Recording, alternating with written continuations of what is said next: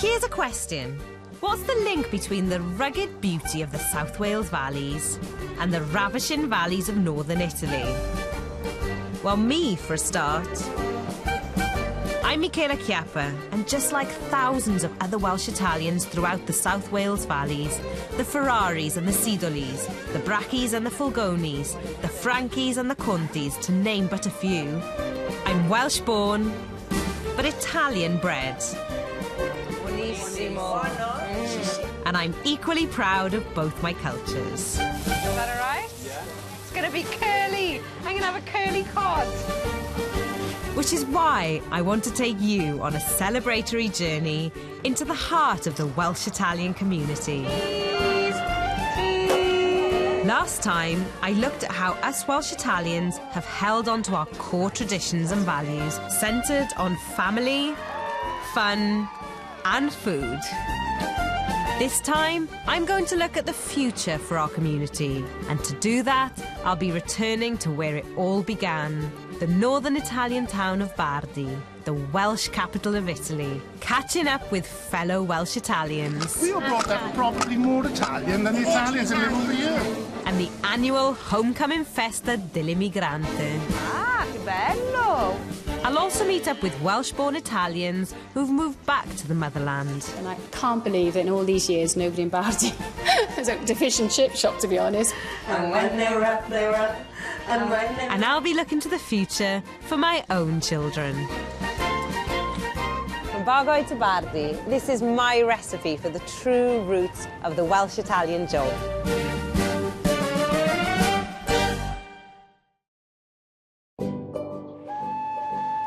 When the great Italian exodus to the Welsh valleys began over 100 years ago, our greatest contribution to the coal boom was food. People like my great-grandfather Giovanni Viezzani, who in the 1920s opened the legendary Station Cafe in Merthyr, brought exotic fare such as frothy coffee, torta, and even fish and chips. But our most famous import is as cold as ice, but twice as nice. Gelato. And so, in honour of the mighty Welsh Italian ice cream, my journey into the future of the community begins with a little trip to the seaside. As a kid, I remember us going to visit lots of families, Italian families in the valleys and surrounding areas, and basically every weekend was usually doing a coffee delivery with Dad, and then we'd be treated to an Italian ice cream or gelato. So this morning we're heading off to Porthcawl, to where my mum was actually born and brought up, to the Sidolis, because they still, in Pietro's on the seafront, make fresh ice cream every day, Italian style. It's hard to imagine a world without ice cream, but up until the end of the 19th century, Wales was a tutti-frutti desert. And then we Italians arrived. The Rabaiottis, the Moruzzis, the Antoniazzis, the Contis and the Strinatis.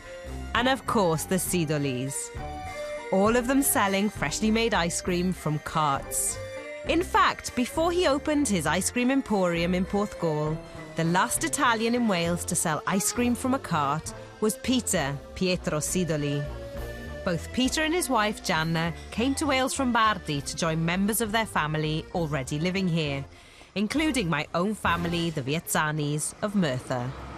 We spent most of our time in Merthyr. In Merthyr. In Vietzani. In the cafe up there. With Tony, Frank, and the Chiappas and all them. We're all related. Whether it's a Marozzi, whether it's a Bardi, whether it's a Fulgoni, they say you're not related to me. Yeah, we are. You go back, you may be not the tree or the branch, but you're a leaf of that tree.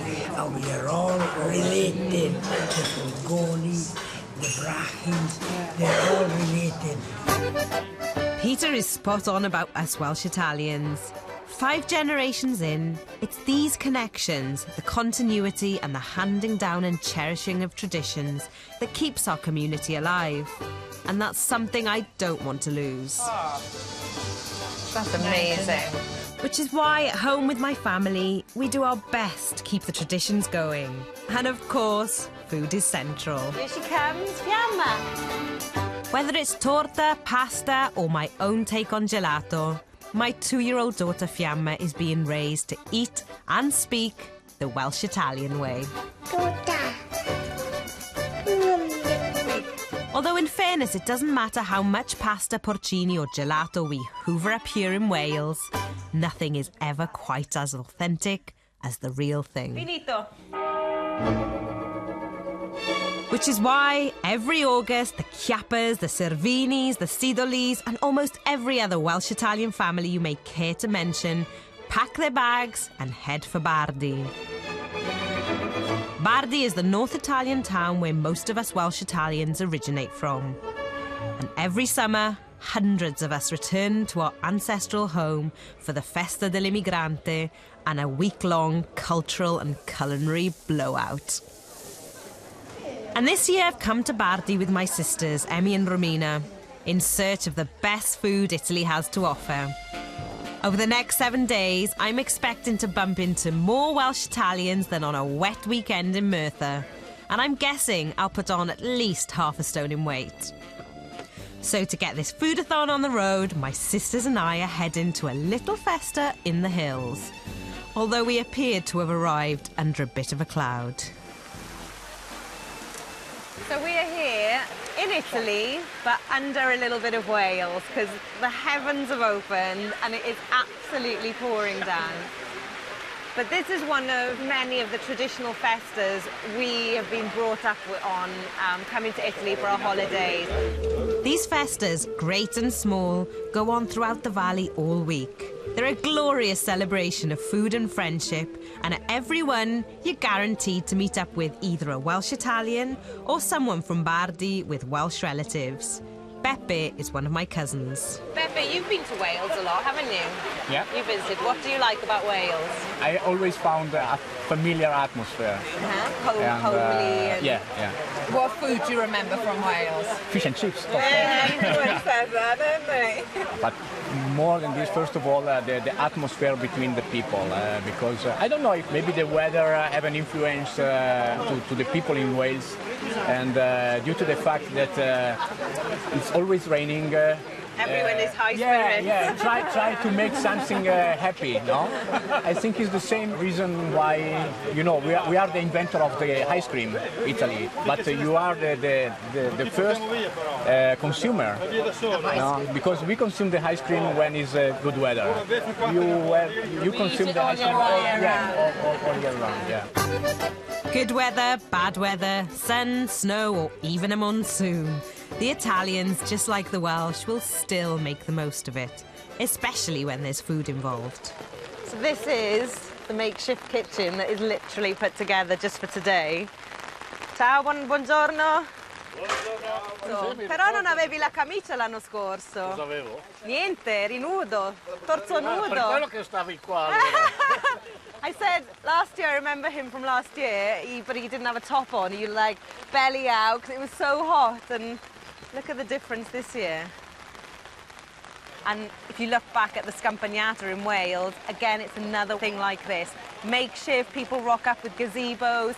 They turn out whether there's rain or sun.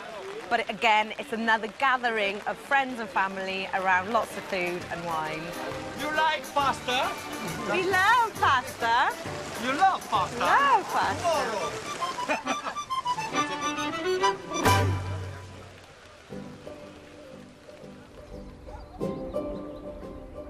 Of course, the big difference between northern Italy and South Wales is that rain here is the exception, not the rule. But the occasional downpour is perfect for the abundance of food produced in these lush valleys. Food that is on full display every Thursday at Bardi's bustling market.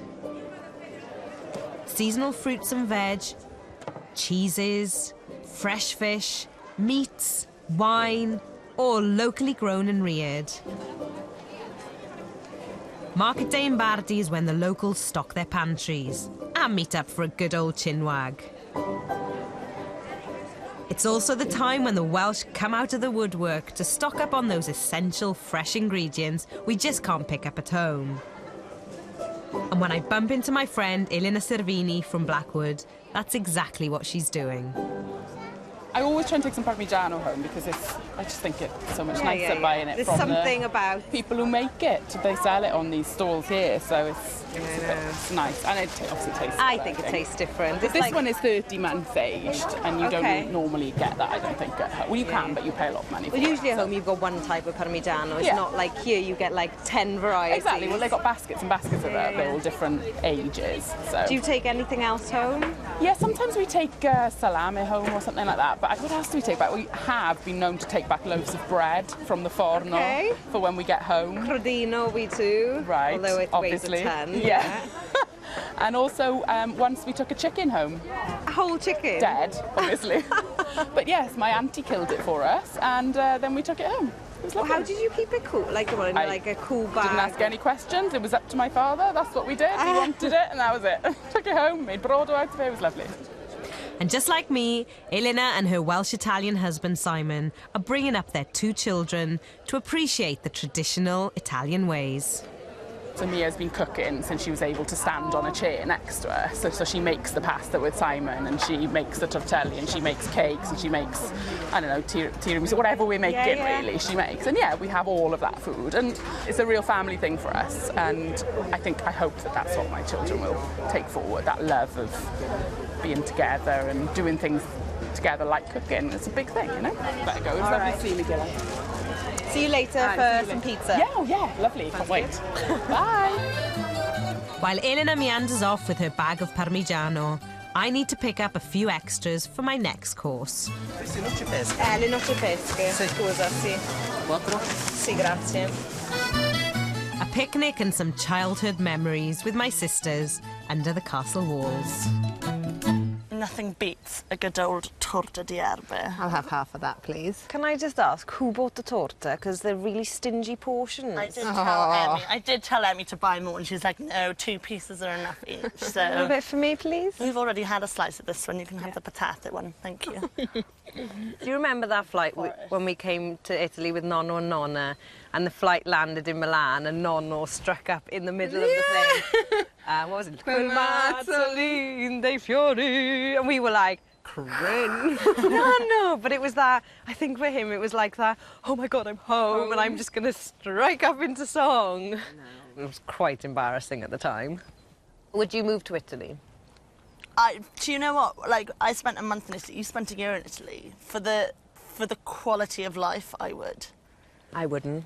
I think I quite like coming here on holiday because then it is just relax, you're still at home, you get the food, and like you say, it is probably an element of everything tastes so much better because you're on holiday. That's the thing. Imagine working here and then you take everything for granted, whereas every year we come back and it's like, let's go and get Pan Nutella, gelato. That's why I wouldn't want to live here. I love living in Wales. I love it. But I love coming to Italy.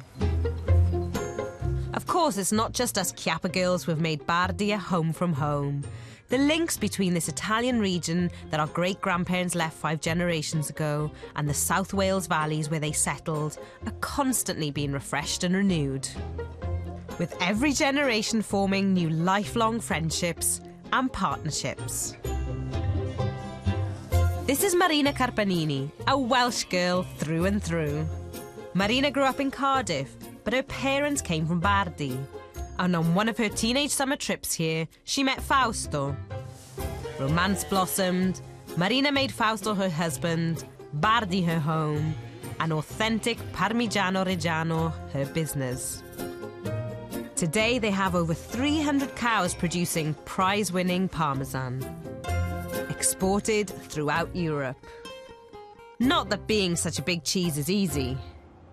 These big vats contain salamoia, it's called, salt water, and they'll sit in this for about 3 weeks. Gosh. And then from here, where do they go from here? And then they go through to the ageing sections. They'll stay there for a year. After a year, the consortium will come and knock each round. If it's a perfect wheel of cheese, it makes a particular sound. Okay. They're trained so they can knock tell. it, don't they? They knock it with a little hammer, and they're trained to tell the sound that they should hear if it's perfect inside, if there are no faults, cracks or holes in the cheese. If it's perfect, it'll get branded immediately. If not, then the rind gets marked with crosses, which just states that it's second quality, not top quality. Final phase is this. It's the aging room. It's absolutely amazing. It's like, I feel like I'm in Harry Potter or something, you know, in those scenes where they've just got endless rows. I mean... Pretty stunning, isn't it? So life is good.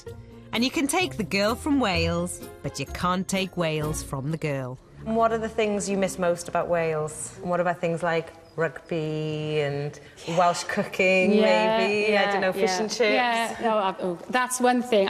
You know, over the years, I've often said, I've been tempted to maybe try and open a fish and chip shop. And I can't believe that in all these years, nobody in Bardi has opened a fish and chip shop, to be honest, because I reckon it would be really popular.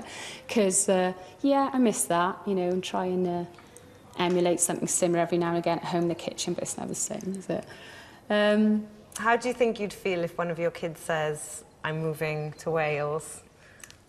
Yeah? Absolutely. I'd be thrilled to bits, yeah. Yeah, it would just be another step towards maintaining that connection. Probably you'd say the same if your kids were to decide to come out and spend time, you know, living out here. It works both ways. You know, the most important thing is the language, and trying to get back there as often as possible, keep, you know, contacts with friends and family, you know, to remind them that they are who they are, because, you know, Wales is part of that, part of their story as well. You know. So the future for Marina means bringing her children up to know and cherish their Welsh roots. And for Welsh Italians like myself, it's equally important for the future of our community in Wales that our own children keep this unique link with Bardi alive. And so, in a local trattoria, a gang of us Welsh Italians gather to munch on a pizza and put the world to rights. I think there's actually enough of our generation that care about Bardi, that if they thought of some fundraisers, like the old dances they used to do. Bardi has got a great community. You look at the Festa, I know it was cancelled, but that's all the locals who are cooking the food and everything. So there's a huge community spirit. It just needs to be harnessed a little bit. That's exactly what I said yesterday. I was like, it just needs someone to take the lead and actually communicate. Like you said, no one knew at this meeting, you know? So we all agree to agree that the future is in our hands. And nothing better illustrates this desire of us Welsh Italians to keep our culture alive than the biggest event of the week, the Festa dell'Immigrante, a huge celebration for all the immigrants who return to Bardi each August. As you can see, this square has been transformed. We have got trestle tables everywhere, and behind me here you've got all the local workforce. We're all volunteers who are preparing the feast for tonight. So we've got, oh look, the first meat's going on the barbecue there, being placed on those hot coals. So here tonight, this place is going to be transformed with hundreds of people coming to celebrate that Feast of the Immigrants, and we're going to have dancing and then the annual Culinary competition where the men are going to climb that greasy pole to try and get the prizes at the top. It's going to be a great night. And before there's any crazy dancing or greasy pole climbing, there'll be lots and lots and lots of food. So on the menu, you've usually got affettato, which is like lots of cuts of Italian meats, the salame, the prosciutto. Then you've got primo, where you've got the pasta option or the risotto option. And then you've got the griglia, which is all the meats. So you can choose from sausages to kebabs with this delicious, delicious meat selection. And believe it or not, a lot of, if not most, Italian feste have patatine fritte, chips. So you've even got a little bit of Wales right at the heart of it. All the food being prepared here today is local, homemade and fresh.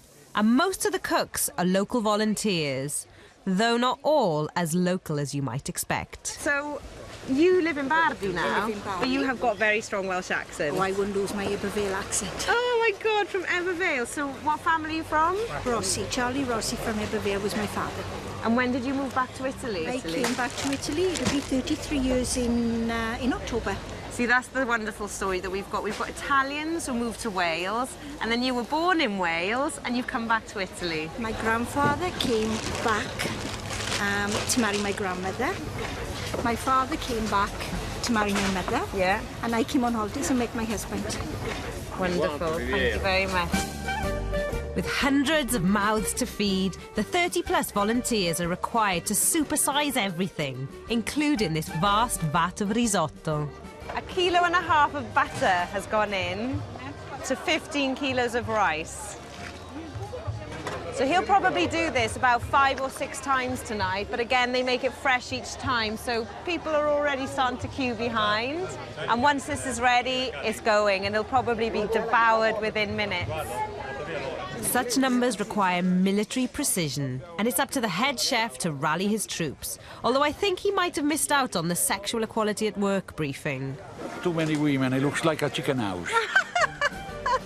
Ah, that Italian male charm, I know it so well. But there's a queue of hungry mouths to feed, so let's get serving. Luciano, dai! Oh!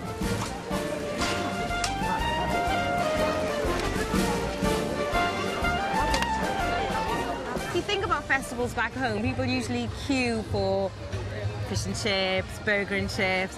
Here you've got people queuing for some delicious, fresh risotto and pasta with penne. And this is the type of stuff we do at home, but there's nothing better than coming to a big festival and enjoying it all together. Among the growing crowds at the Festa dell'Immigrante are members of my own family. My cousins Sabrina and Lucia are here. I grew up with them on the same street in Merthyr, but they now live near Bardi, raising families of their own.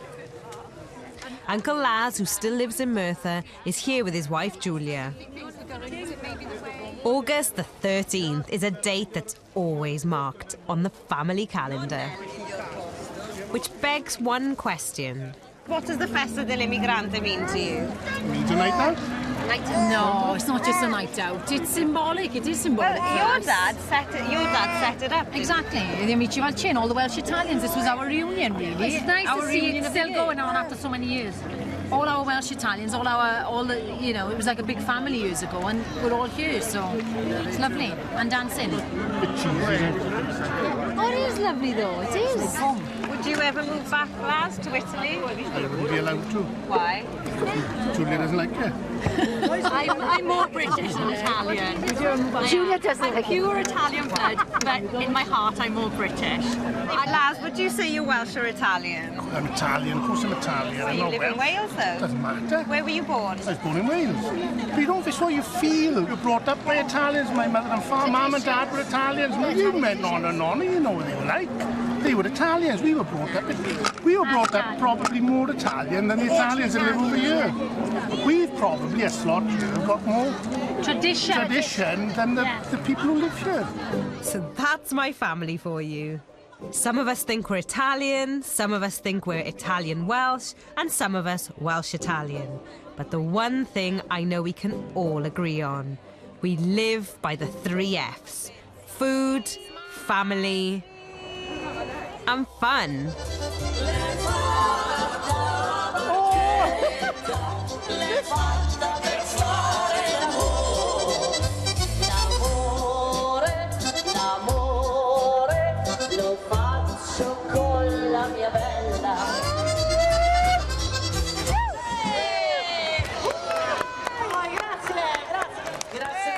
And now we've reached the climax of the Festa dell'Immigrante, the supreme cultural event of the year that is the Cucagna, the greasy pole competition.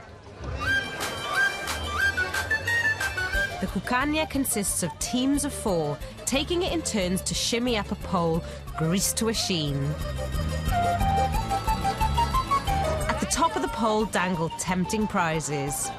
Sounds simple, but it's actually really hard. So the basic technique is to get some hunk of a man at the base of the pole, a couple of strong but supple fellas in the middle, and then a little whippersnapper to scuttle over the top of all 3. To the winners, the spoils, and to the losers, the shame.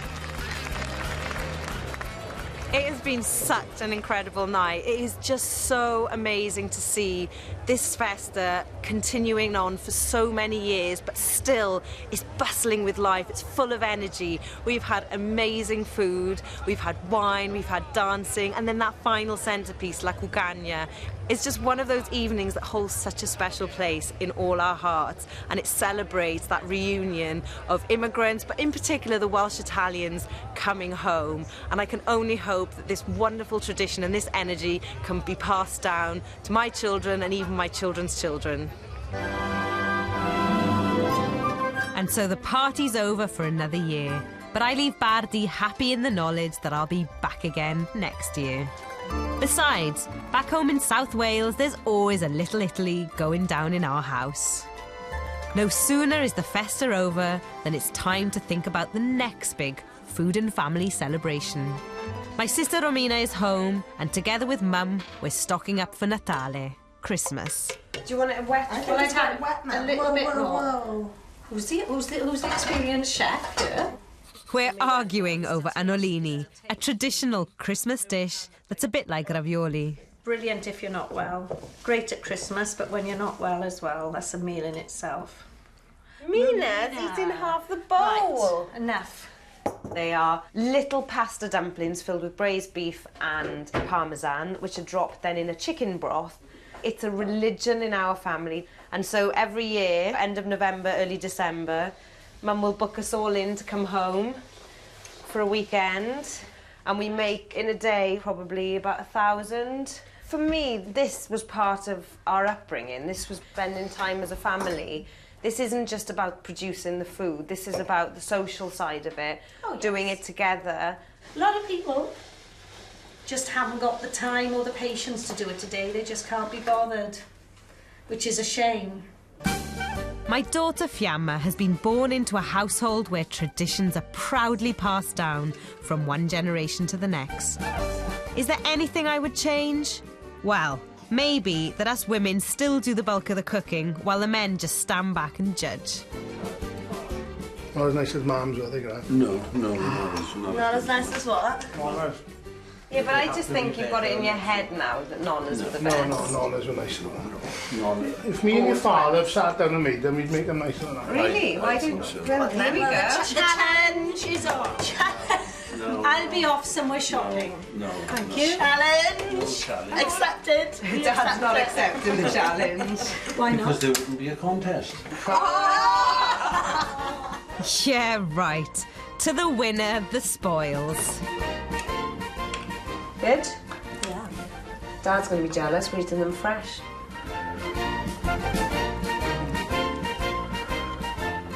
So as you've seen, we have been all over the Welsh valleys visiting lots of different Welsh Italians. We've been to Bardi to see the Welsh returning to their homeland. But at the end of the day, for most of us, our real home is nestled here, back in Wales, where we still maintain those Italian traditions, and they will. I truly believe we will hold on to them for many, many years to come. I certainly plan to. I've got a little one already, number 2 on the way, and us as the Chiappa family, we're so proud to say we live in Wales, and yet we do it the Italian way. You can catch up with the first episode on the BBC iPlayer, and our Real Valleys season continues at 10:30 tonight as Kim Howells takes in some visions of the valleys.